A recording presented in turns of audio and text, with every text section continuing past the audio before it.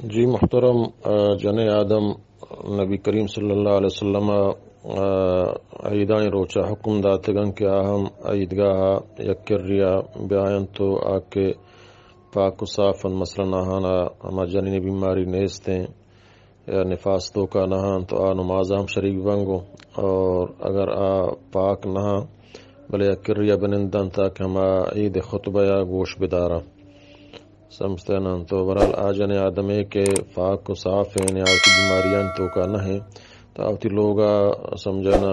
عید نمازا وانت کتکاں عید نماز دو رکاتا روچ کے درک کے کم و برز بھی سمجھتے ہیں. تو دو رکات بوانی آئی تو کا دیکھے چھے خاصے فرق نہیں، بس اولی تکبیرہ اللہ تی علماء وشی اولی تکبیر بائنگو اولی تکبیرہ چه بعد هفت بران تکبیر بگوشی یا شش بران گوشی گو اولیا فدا هفت با اگر هفت بران گوشی گو اولیا هشت با دوین طریقہ جائزہ چه کراتا چه فیسر الحمد وانگا چه فیسر سبحان وانگا چه فیسر هفت بران یا شش بران بغیر اولی تکبیرہ بگوشی فدا ہوتی الحمد اور قل واللہ کجان صورت یادم بوانی تی فدا رکوع سجدہ بکا